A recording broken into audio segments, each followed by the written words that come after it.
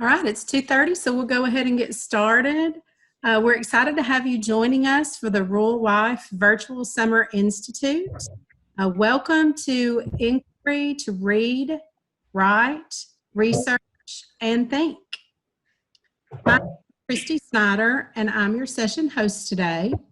I'm here to support the session presenter, Kristin Ziemke, offer technical assistance to participants, as well as to share the session evaluation and certificate information at the end of the session. Please don't hesitate to use the chat to ask questions or to request technical support. And at this time, I would like to introduce you to your presenter, Kristin Ziemke. Hey everybody, thank you Chrissy for the nice introduction. I am so excited to be with you today. Thank you for coming. And today we're going to talk about one of my favorite things, inquiry and curiosity. And this is something that I have been working on for a very long time, but there are lots of easy ways that we can amplify curiosity in the classroom and use digital and traditional tools to do so. Never before have we been able to find so much information on those thoughts or wonders that we're having in our brain or that our students are having. And it's about like guiding kids to ask really deep questions, not like the thin ones that only take 5 minutes to figure out the answer to, but to go like a little bit deeper. I put in the chat if you could grab something to write with and just some blank or scratch paper, that would be great. We're going to do a little bit of writing here today. So before I get started, I think if we're talking about distance learning with students and how we've had to apply some new things in a time of crisis, there are a couple of key tools of the trade. And I think to have these tools of the trade near you at all times is really important when you're doing a Zoom call or recording a lesson for students. So I think like the tools of the trade that we need to have are some type of collection of pens and markers that we can use right away with kids. Pens and markers are still a great tool, right? It's not about replacing something we've done. It's just about adding an additional piece to really go deeper with thinking. I think you need to have some sticky notes, right? Like sticky notes are the most handy tool out there. And then for me, blank paper all the time. And I happen to have a clipboard at home. And so this has become my teaching assistant because I can write something on here, right? And kids can see it when I hold it up. I can make a chart and share that with my students. It's super flexible and versatile. And in a time when we're not in our classrooms, we need to try to recreate some of those supports that we might have, like anchor charts, like step-by-step directions for the learning as well as for the technology until kids adopt and adapt some of those things. And then I think like my next number one tool is to have, some type of book that could be a read aloud. And there are so many great books to launch this process of inquiry. My favorite being Me, Jane. And it's all about young Jane Goodall and how she looked at the world curiously and like wrote in her journal and studied things, and how that led her to her amazing career and current position as not only expert on chimpanzees, but like advocate for the planet as well. So like we always start every year, doesn't matter what grade. I've used this book up through 8th grade, and it's just a really great tool for getting kids curious. But there are a ton of great books out there that we can use to spur this curiosity piece too. So with that, I've got my tools. I'm going to share my screen with you for just a moment here. Let's see. All right. Awesome. Can you guys all see that? Okay, cool. Thank you so much. So when we think about, these tools, we're really looking for, I like to think of it as like sneaky reading and sneaky writing. When kids have questions that they're authentically curious about, they don't even realize they're reading because they just want to find out more. And it's a great way to create interdisciplinary content and be thinking across the day. So when we talk about this piece of curiosity, so much of this inquiry work comes initially from Smokey Daniels and Stephanie Harvey's book, Comprehension and Collaboration. This is Inquiry Circles in Action. This is a book that they spent time writing at the elementary school that I used to teach at. And they spent about a year with us walking through inquiry, watching some of the things that we do, and then like building a lot of work around that. And so these ideas come from this spirit of inquiry, right? Like curiosity is not something that you do and at 3:15 the bell rings and it's all over, but curiosity is more of a habit for living. And I think first and foremost, we can model that as the adults in the learning experience. And even simple things like sharing with kids, like, oh my goodness, I went on this walk this weekend and I was wondering about this, or I saw a television show and then that made me think, and that thinking made me go do some research. Like whatever we can do to model it, I think is like the first important step. Some of the highlights of this article come out of the Harvard Educational Review and Susan Engel. She has a great book on curiosity as well. But what she found in her research was that most students go throughout the entire school day without asking a single question or engaging in like this pursuing inquiry experience. What they found was that in kindergarten, kids ask 72 questions per hour, right? And like, that's not so surprising when we're thinking about 5 and 6 year olds. By the time they get to 5th grade, they ask 1 question an hour. By the time they're in middle school, they ask -1 question per hour. So like less than a question an hour. And then by the time they get to high school, they ask less than 2 questions per day on average. And most high school students reported that when they were asking questions, they were just doing so for participation or collaboration points given out by the teacher. So we've gone away from this idea of like, it's okay, you ask questions. Sometimes it's about the curriculum. Sometimes it's about things that you're really just being curious about. And I think by the time we've reached junior high, like kids maybe haven't had a routine of questioning in their previous years. And so just like all things, we need to teach them how to ask questions so that they start with just some really simple questions and then grow into more refined and developed questions.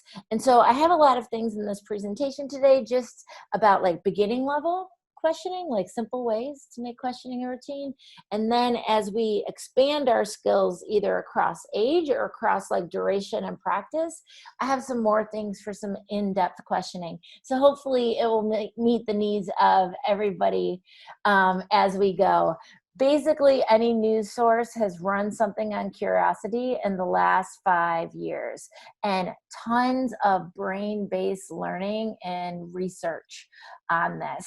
I'm kind of like a nerd about that stuff. I love to know how the brain works and like where we can hook kids to be more engaged. But curiosity and the synaptic connections that they're able to record when someone's truly passionate and wondering about something are so much higher than that passive act. Just like a couple of the highlights here, you guys can all read it, but I think this piece of like, we're paying closer attention because we care, right? We're connecting background knowledge to this new stuff that we're finding. And I think we work harder and persist are some of the key ones, right? Like if you're driving the questioning, what is the piece that you want to know, and how hard will you work to find more information on that?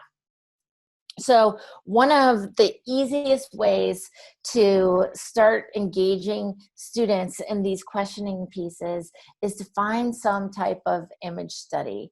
And this is so easy nowadays with all of the great images and sources that are out there. But this is one of those things that you can do in 2 or 3. You talk about if you're departmentalized, like how do we do this, right? We only have 50 minutes with kids. How do we make this a routine? Well, as students come in, we have images up and we're asking them to engage with them. As you come in today, turn and talk with someone, see, think, wonder. As you come in today, make a quick chart on a piece of paper, document what you see, what you think, and what you wonder. And then that's just a way to make it a habit or a routine with a quick debrief.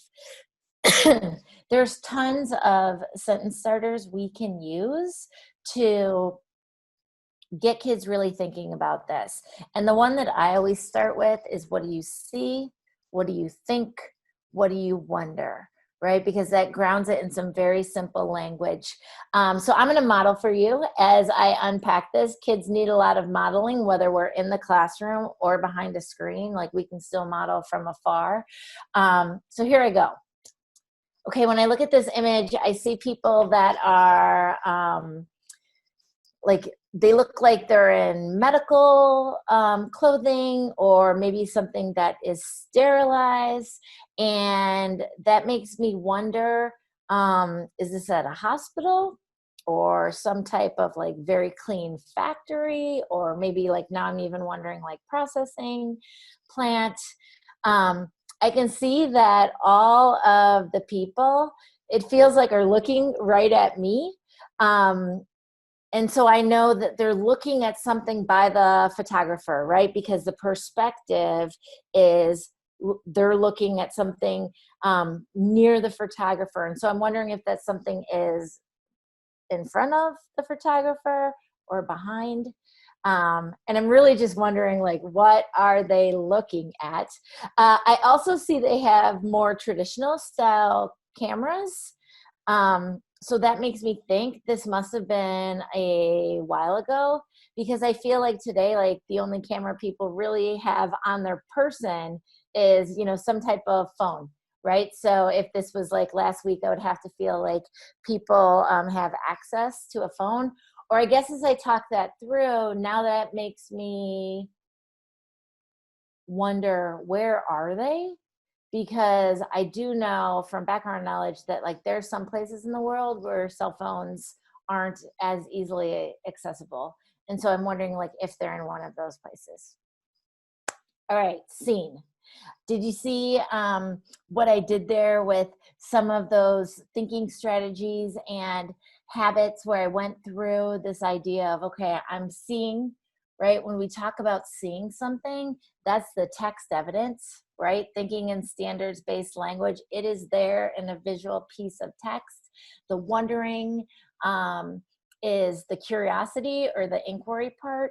And then, like, the thinking is how you're connecting all of what you're seeing to your background knowledge and making inferences, right? So we're getting back to a lot of very key comprehension strategies that work not just in literacy, but in all areas of the curriculum in terms of thinking. Okay, so I am going to show another image, and I'm going to ask you guys to jump in the chat right now. You probably know where that is, but if you hover over the bottom of your screen and click chat, a little sidebar will come up.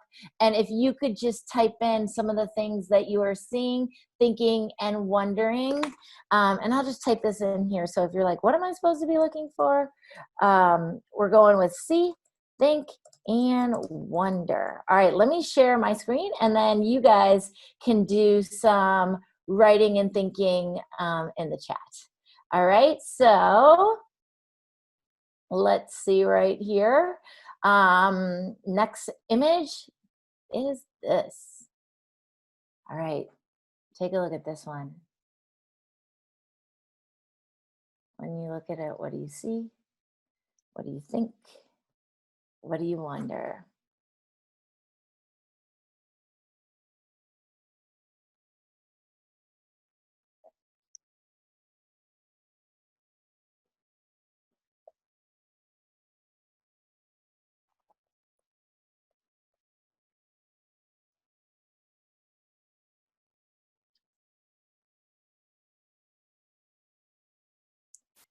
Maybe 10 more seconds.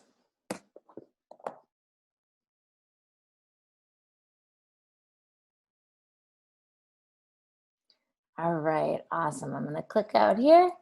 Perfect. Great job. I see people waiting in line. Day balloons. That's the text evidence that tells you time and um, gives you that entry into what might be happening right there. People wearing masks, looking at the building, making a special day, waiting to celebrate Mother's Day. Yes, this is an image taken for Mother's Day at a nursing home. And so these families haven't been able to see their loved ones, moms, aunties, since the COVID shutdown.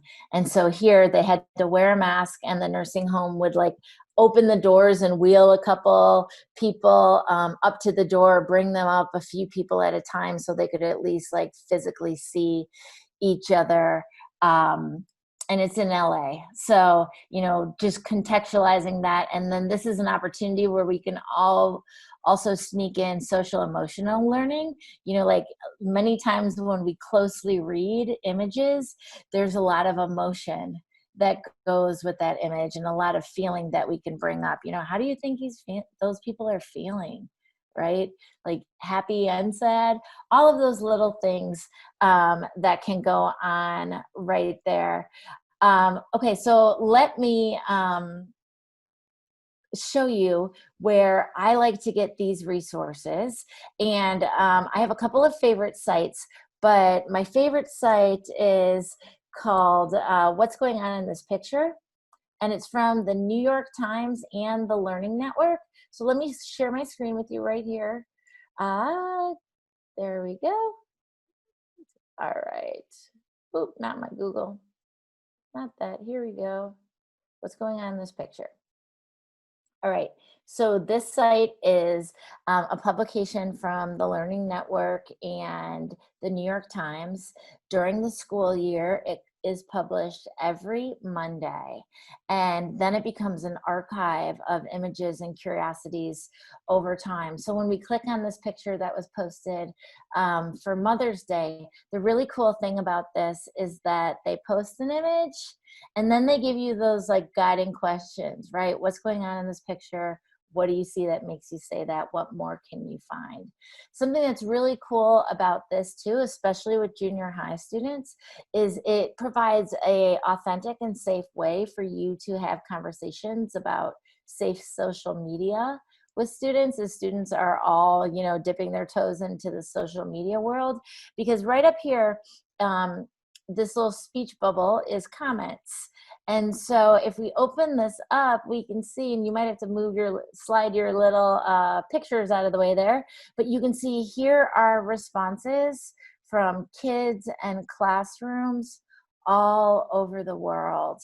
And so it's really pretty fun to see like a kid from Taiwan also commenting on this, or Indonesia. And, here's some of their thoughts and ideas. All of the comments are previewed by the Learning Network before they go live, so you will never run into something that might be a little problematic. But after the comments, we go down here, and the coolest thing I think about this is that they make students in classrooms wait for it until Thursday, right? So they don't tell you what's going on in this picture until Thursday. And that time delay is set forth with the idea that kids will engage in this piece. What more can you find, right? And do some of that curiosity research on their own. And then each week they have the reveal, as you can see right here. Mother's Day visits through a doorway. The story details the scene at a Los Angeles nursing home, right? Got their first chance to see their moms. But their archive is just so beautiful and impressive as well. And so many times when I'm looking for something really thought-provoking, I'm going to what's going on in this picture and then diving into their archives to take a look at some of their features. And everything that they've ever posted is featured here. This was such an interesting one I did with students earlier this year, and as a See, Think, Wonder. And like we sort of covered up the image and peeled it off like one square at a time, one quadrant, and went through what do you see, what do you think, what do you wonder. This is an incredible hobby horse show going on in Finland, and they have this like real life dressage competition, but with hobby horses. So students were like super interested to figure out what that piece looked like, and how they might get to be a part of something along these lines as well. So let me go back. Let's pop out here for just a second, and talk a little bit about questions. What questions do you all have currently? What are you wondering? Go ahead and feel free to unmute yourself and just share your thinking on some of this thus far.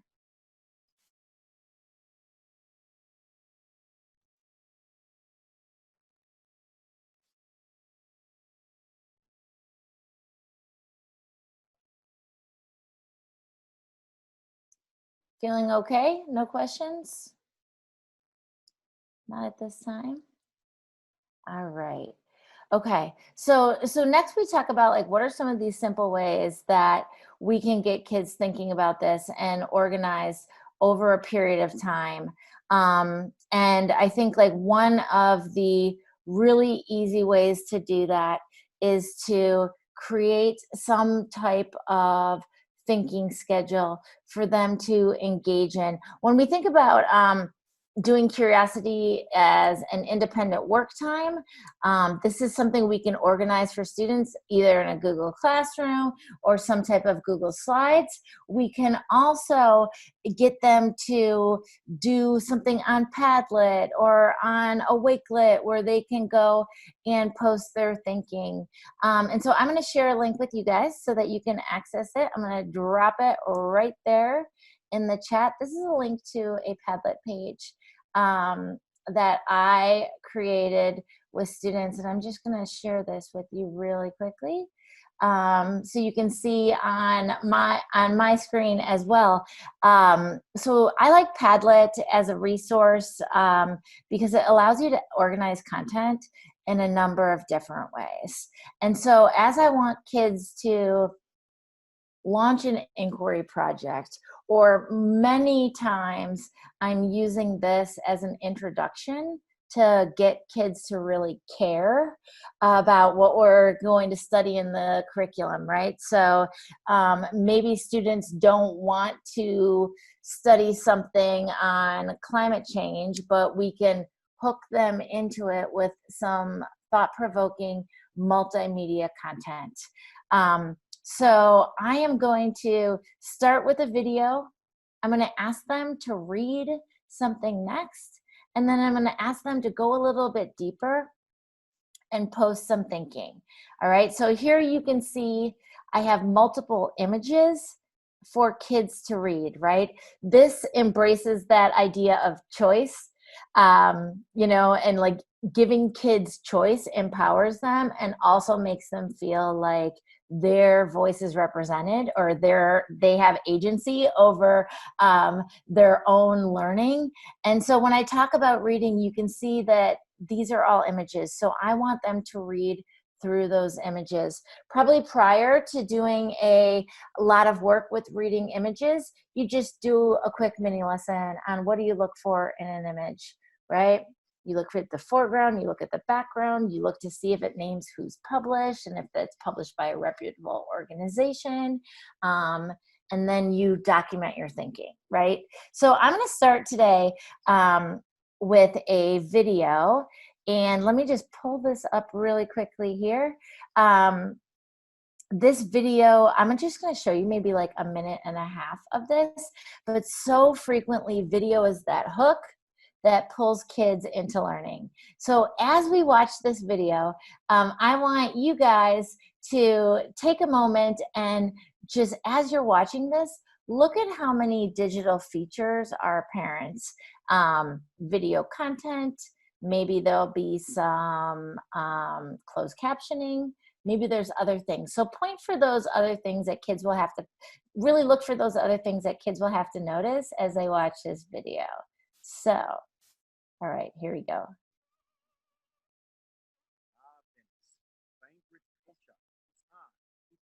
Can you guys hear that or no? No, okay.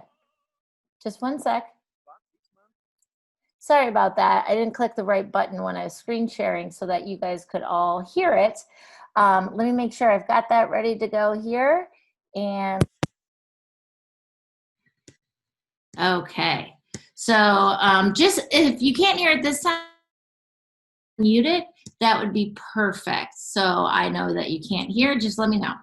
Right. It's art, it's historic architecture, and of course, it's canals. But this month, those canals broke their banks, leaving tourists in a frolic, but locals in despair. Tutte le persone si divertono, solo che è un grosso problema per I veneziani. Venice experienced 3 exceptional high tide events in November, and while flooding here is not uncommon, this was unprecedented.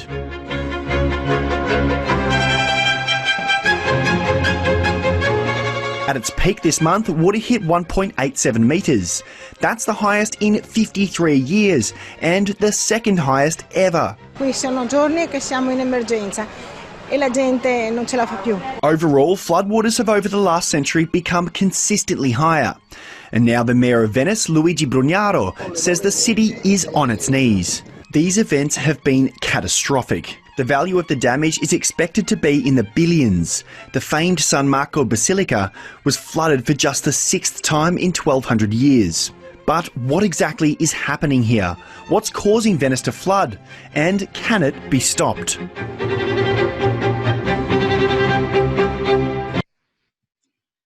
All right. So maybe you could just pop in the chat really quickly and let me know what were some of the features that you observed that kids would have to know in order to truly unpack that content and understand what's going on. So I'll give you a second if you can type in there how to read charts, right?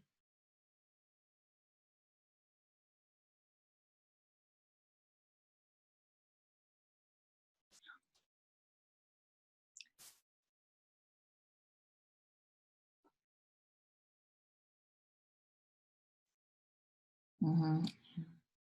Subtitles, yeah. There's a lot going on in a short 90 seconds of video. And yes, Brooke, the vocabulary is so important, right?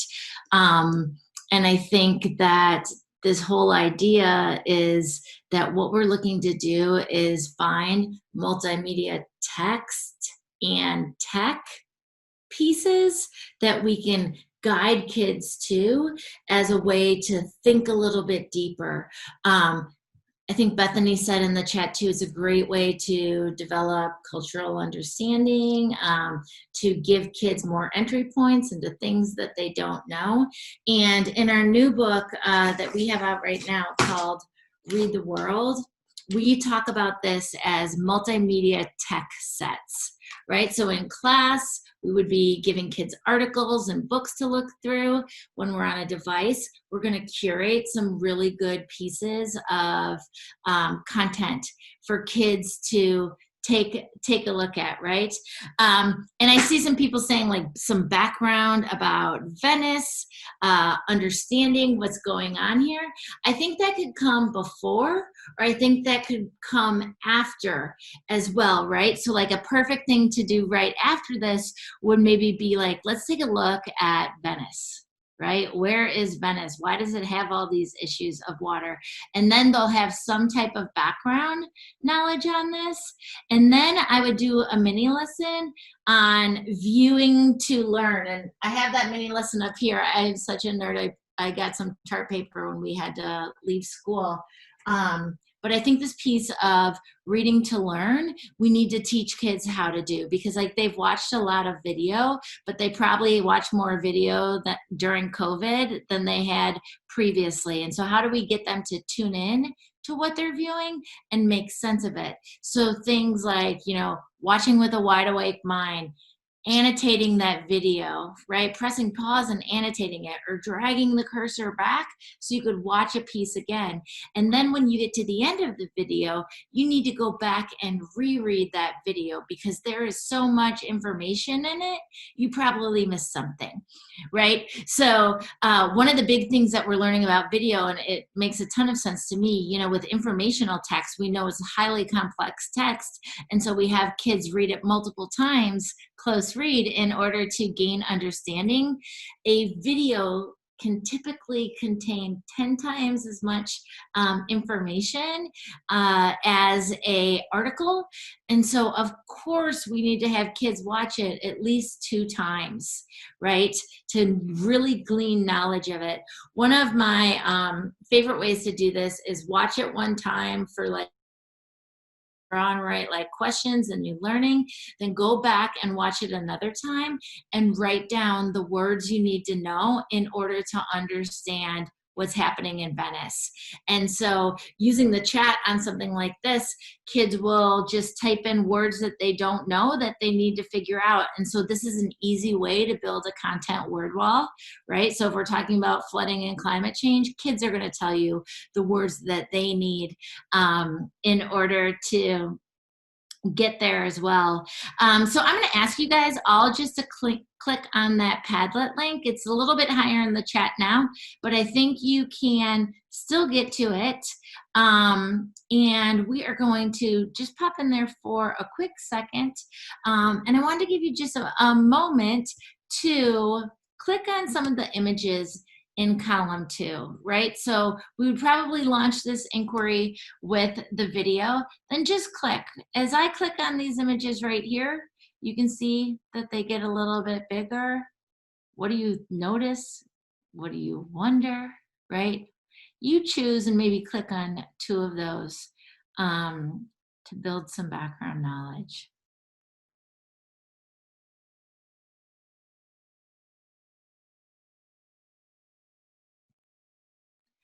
Now, feel free if you want to, but you can see below this image, I have a space for kids to comment. And so I would say, okay, now, as you're viewing your photos, just type in your thinking right here. And I would say, wow, this feels unsafe. How do people stay safe, right? And I would probably even just model oftentimes like a spelling error like that to show kids it's not about, you know, perfect grammar or spelling, but right now we're focused on thinking, right? So everybody can jump in and do some of this work. And then I say, okay, so now pick an article to read, all right? For the next 15, 20 minutes, I want you to read at least 1 article. If you can get through 2, that's great. Then when you're finished with your article, go over to this React column and press the plus. So this is a way that kids can get their sticky note onto the page as well. But what's super cool about Padlet and why I like it is that if you click the 3 little dots, look at all these options of things that you can add, right? So kids can do like a 1-minute talking head video. They can also do audio recording. We refer to this as micro podcasts because kids are very familiar with that. So if you just click it, it's recording everything that I'm saying. When I'm done, I'll stop. All right. Great. Oh, I guess I have to go for like 10 seconds or something before it actually saves it. So we would explain that to students. All right. And then it will go live to the actual site that I want it to go to on the Padlet.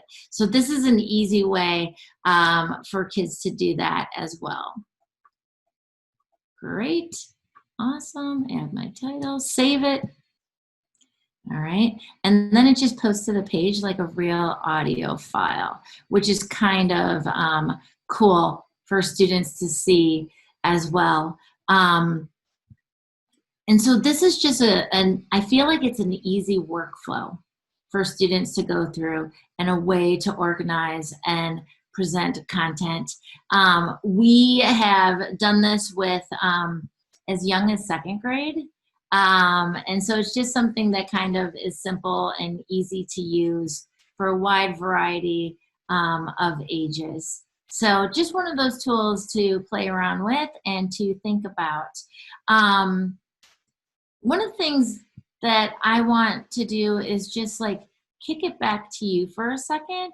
And I can stop sharing right here real quick. Kick it back to you for a second. And I think like this modeling piece, or like where we're involved, what are some things that you're curious about? You know, what are you wondering about this summer, or as a, you know, going into some relaxation time? I'm gonna give you maybe like 90 seconds and see if you can just do some wondering your own on a piece of paper. And so one of the things I'm wondering is,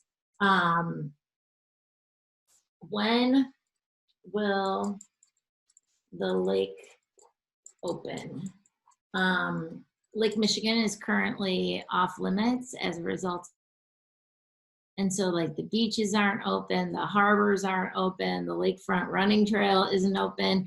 And as like Chicagoans, we have really junky weather. So like we have 3 months of great weather, and that's when we use everything that Chicago has to offer. But now it's closed. And so I'm like, all right, it's getting to the end of June. Like, when will I get to enjoy Chicago? So take 90 seconds, just write down a couple of things that you're wondering. I'm going to do some writing too, and then we'll come back together.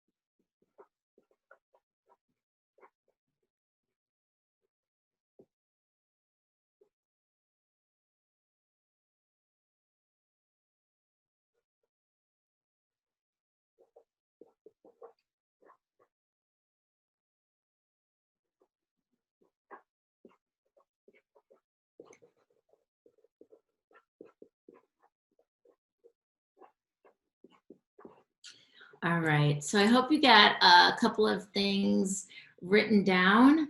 If you have your piece of paper, can you just hold it up to the screen like this? Is how I always show and ask students to be engaged. Awesome, thank you. Wonder what the school year will look like next year, right? That's probably on everybody's paper. Thanks, everybody. Even if I couldn't read what was on students' screens, I would give some type of feedback. Wow, look at all that. Oh, good questions. Thank you, right?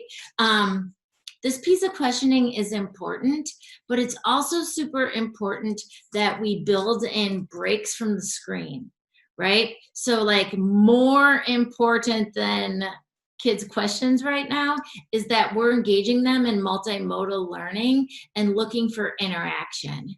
Right? So if I say, write it down, hold it up, right?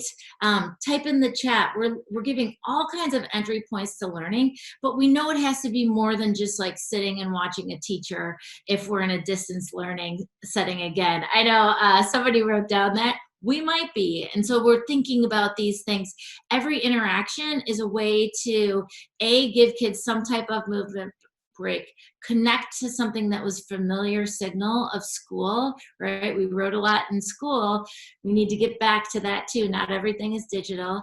And then I think it's just, we talk about multimodal learning and specifically David Pearson's work on active learning, where we're really thinking about drawing, writing, talking, speaking, recording, researching, any way we can present information in a different mode, we tend to reach kids in a better way. So like as you're planning, instead of it just be all screen, think about ways that you can invite kids to, hold up their pieces, right?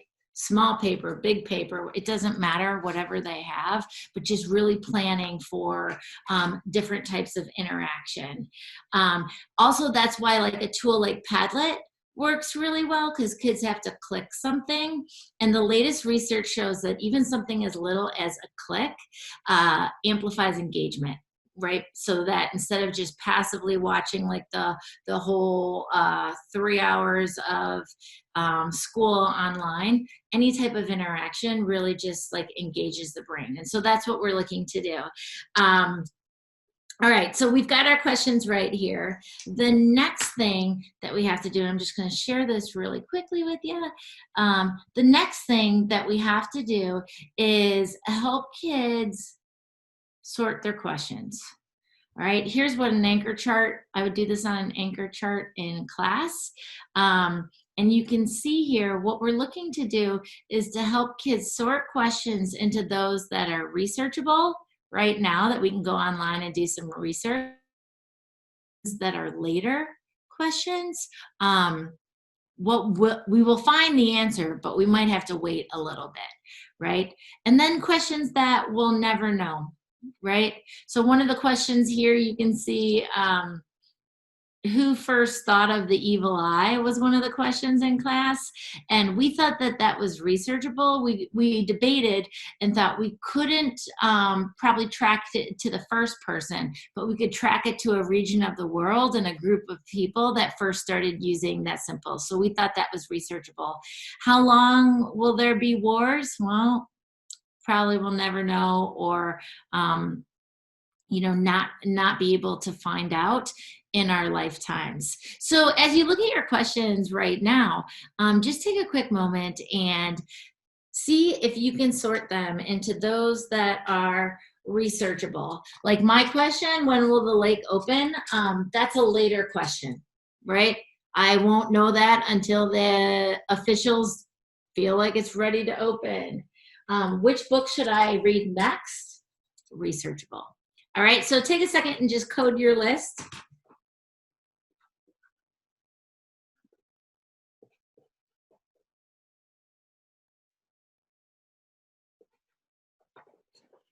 All right, so my list was mostly researchable and a few later questions. Which airline has the safest COVID protocols? I can probably research that as I think to like maybe getting away. Who is going to be the next president? That's a later question. Like we will know, but in just a little bit of time. And this is like a very easy first, like early on to inquiry step in getting kids to ask the right questions, right? So we can look at these researchable questions and say, okay, which is one you think you might have to spend a little more time researching that won't be done in the next 5 minutes? And so we can help kids start identifying what's a good inquiry question to pursue for a period of days versus like what's something you can look up really quickly. And so that's where we're trying to get them to be, and to go with their brains on some of this. And so this, we start with those researchable later questions, right? Here's a group of 4th grade doing it, right? They are questions over time. And then you can just zoom in on how this child qualified some of their questions.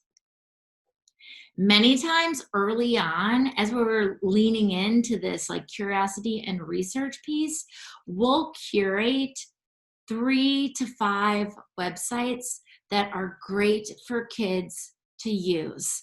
Every single middle schooler will just be like, Google it, right? And Google is sometimes a good tool, but we also want them to find information that's age appropriate, that's safe, and that will help them get to their questions a little bit faster, right? Many times when I look up something like, I don't know, koala research, right? It will pull up something that's a dissertation and not a helpful tool for a 6th grader or a 7th grader. But I know sites like, and let me show these for you really quickly. Can you guys see my screen with the Padlet on it? Okay, cool. So my favorite sites are Wonderopolis. This is a blog-a-day site that has a archive of everything that they've researched, right? So when I click today's question, where are the Galapagos Islands? This is a super fantastic way to teach visual and digital literacy. So we can see this and look at these guiding questions, right? We can scroll down and see that in each post, there's a video built in and some images for that quick image study and launch. And then we can go down here and it shows some of those content specific word wall words, right? But a really cool feature of this is that it also has built-in text-to-speech. And so if you have students that might need some additional support, thinking and wondering about this, there is that text-to-speech feature. The best thing about it is that you can wonder about absolutely anything, right? So maybe I'll do like volcanoes. That's always a popular topic. And right here, every post volcanoes comes up, right? So you can see there are 26 posts about things that refer to volcanoes. And so when we think about successful student research, here are curated articles that are written for learners that gets you quickly to a variety of different content pieces. So this is a really great tool. My other favorite tool, like this is my best tool of all time. This will change your life. Yeah, question. Kristin, I think we may not actually be seeing the screen you're Oh, so sorry. Let me click out and try that again. All right, so let me go in here. I'm so sorry about that. All right, can you see a website called The Kid Should See This? Okay, Yes, great. So let me just click back to Wonderopolis really quickly. So here it starts with that question of the day that I was showing you. And then when you click it, here is where all those images and videos are built right in to launch some of the study. And then it's a blog post that answers the question of the day each day.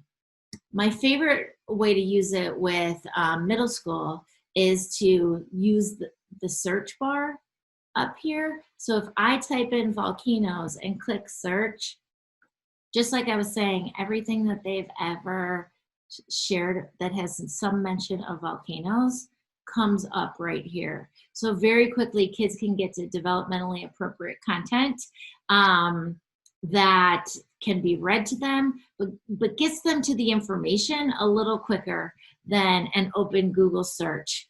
The Kid Should See This, which is on my screen right now. I hope you can see that website. This is a collection of almost 5,000 videos that weren't intended for school use, but that were perfect for school use. And so if I use the search to study an inquiry project, right? So say I go back to volcanoes, search, 47 videos on volcanoes pop up.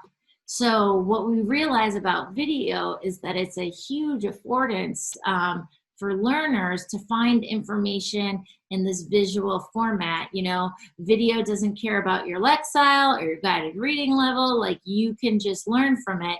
But we have to teach kids how to do some of those annotation, revisiting, right, pieces, rewatching, so that they're truly learning about, you know, how to go about this. I also love about this site that they have some unusual topics that we don't always get to see. Like, frequently we're in like the space, technology, nature domains, but now we can get to music, right? There's a DIY, like all my middle school students that I work with are so into like making and like doing stuff like DIY. There's animation, art. It's just really one of those great one-stop shopping pieces for finding some type of video content. So I would definitely add those two places to your list as you're thinking about resources for kids. So I'm going to just pause here, see what questions you guys have or curiosities about Curiosity. Feel free to unmute or type in the chat.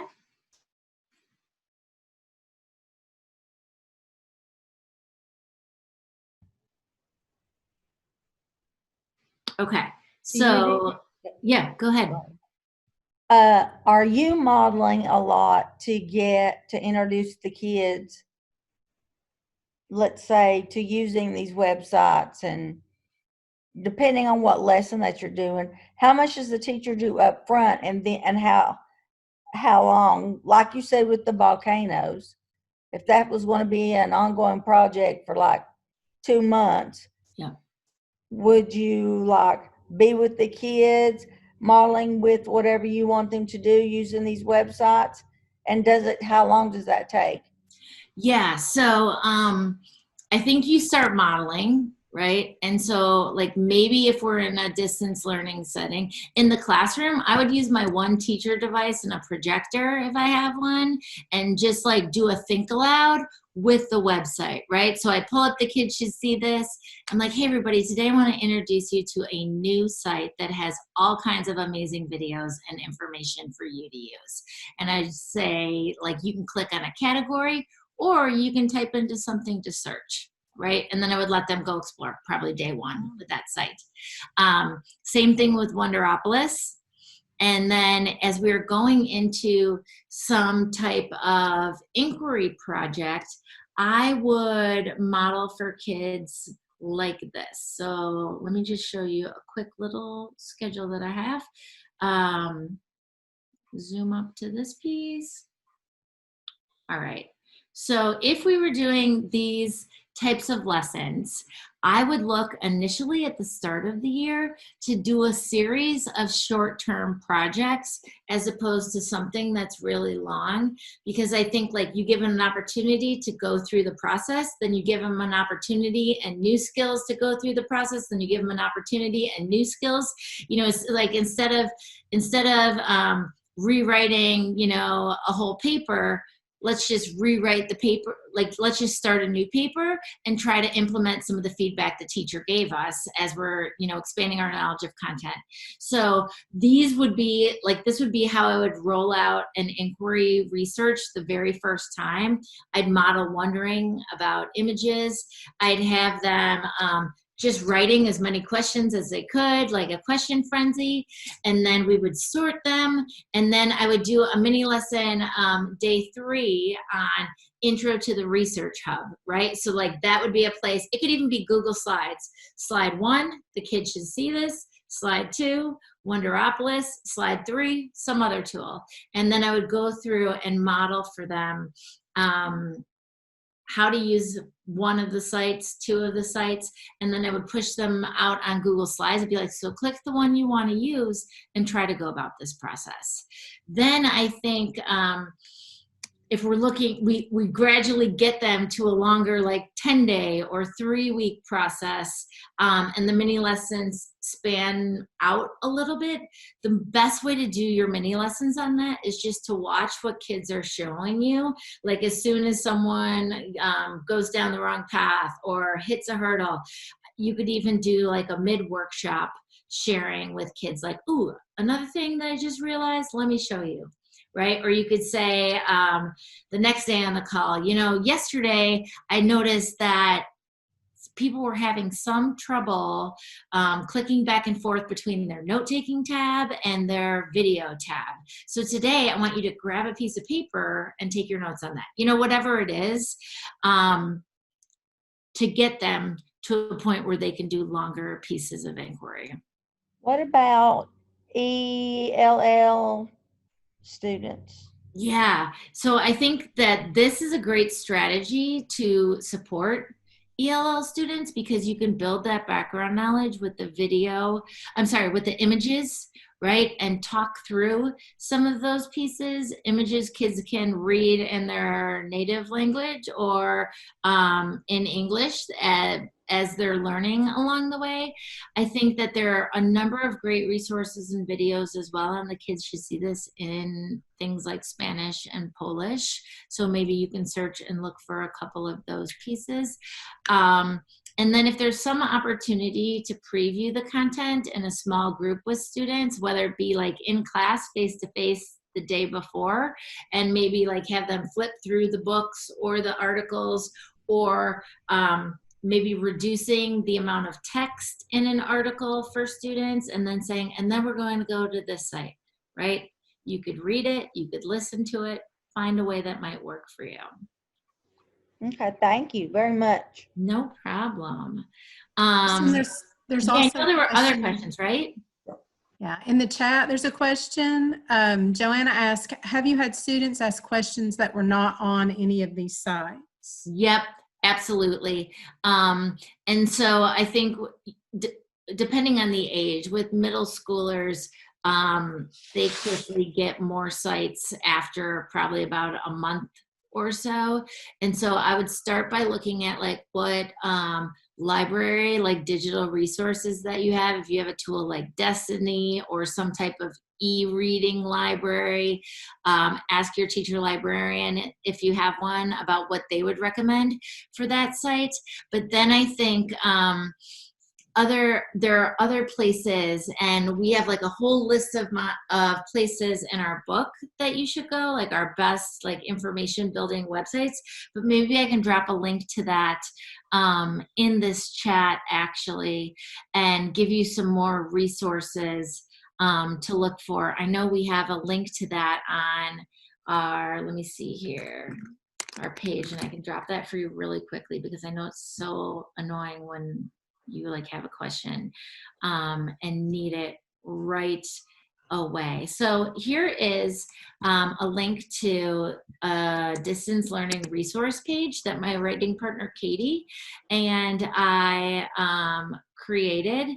And in this distance learning resource page, we've put a couple of pieces for long-term planning, as well as additional resources. And we have a link to our favorite tools in this. So if you take a peek here, you'll be able to find like some additional resources for kids to use. Good. And the other piece is, like, a lot of times kids ask questions that might be beyond the amount of time we have to do the inquiry or the research time, right? So it's always okay to say, all right, so we've tried, 4 pieces.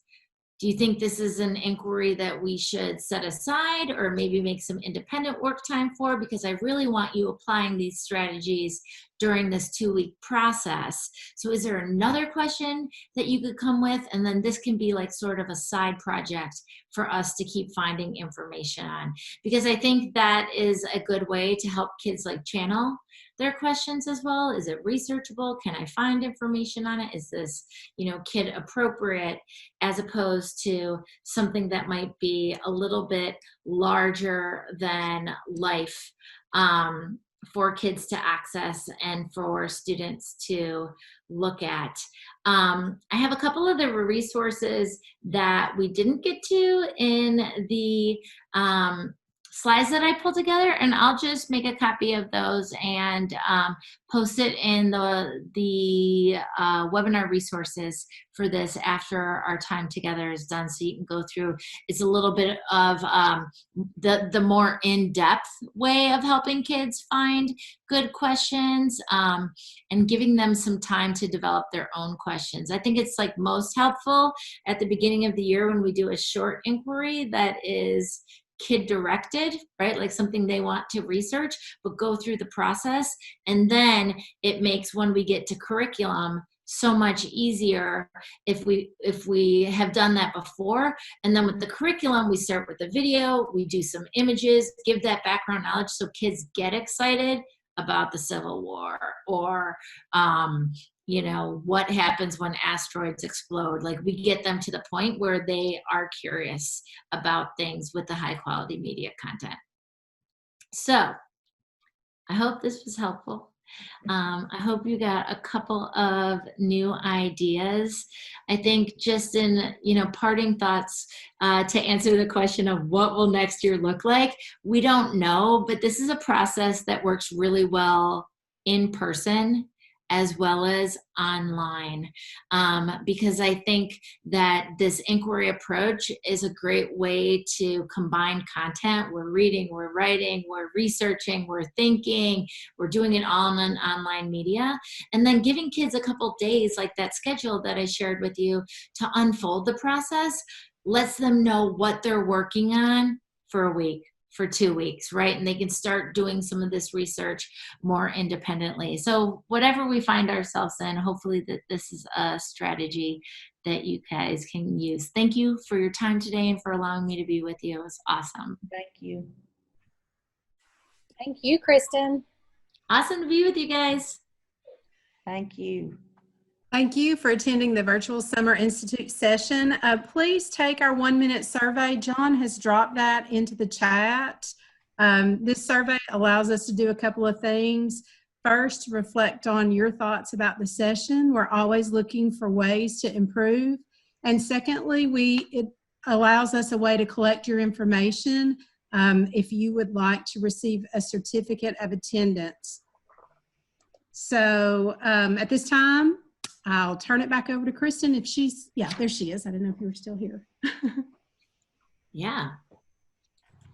I think I have a session coming up in the next couple of days on this digital literacy piece. So if you are at all interested in like ways we can help kids be better information gatherers in a digital context, that's what my next sessions are going to detail. So come back if you want to hear more about that. And thanks again for giving up time to keep learning about some of this stuff. I really appreciate all the work that you do.